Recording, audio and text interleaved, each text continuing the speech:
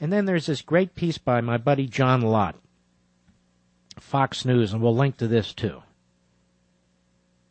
Quote, if you got health insurance, then you can keep it. And we won't do anything about that. At least that was what President Obama promised during the campaign last year.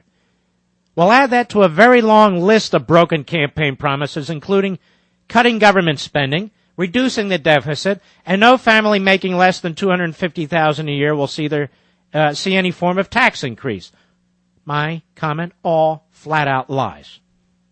He writes, last Sunday on Meet the Press, Larry Summers, Obama's chief economic advisor, let the cat out of the bag on health care. In explaining why universal health care wasn't going to increase the deficit, Summers said that people are just getting too much unnecessary care. Summers claimed, quote, whether it's tonsillectomies or hysterectomies, procedures are done 3 times as frequently in some parts of the country than others, and there's no benefit in terms of the health of the population.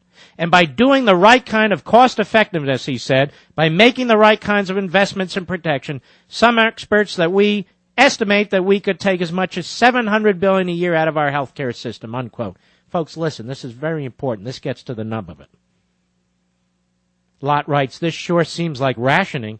Total healthcare expenditures in the United States in 2008 came to $2.4 trillion, implying that Summers believes that the proper government regulations can cut healthcare expenditures by almost 30%.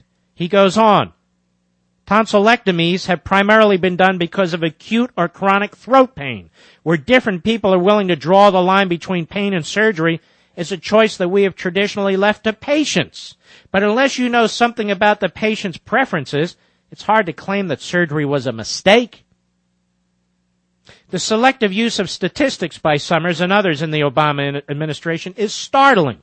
In 2000, New York had 501 abortions per 1,000 live births. Wyoming had 1. New York had 31 abortions per 1,000 women.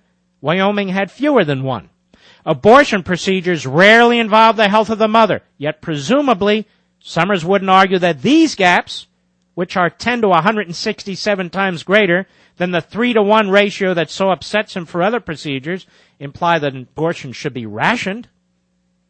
It's strange that the Democrat Party, a group that doesn't think the government should intervene between a doctor and a woman when it comes to determining whether or not to have an abortion, appears to have no problem in telling doctors whether they can perform tonsillectomies or hysterectomies. Ironically, the Obama administration isn't confident enough that they can simply explain to people what medical procedures they should have. If people are getting costly, unnecessary procedures, don't you think the insurance companies would already have learned about it? For anyone who thinks that insurance companies are too stingy, the Obama administration has a news flash. Insurance companies have been paying far too much for health care. Brilliant point.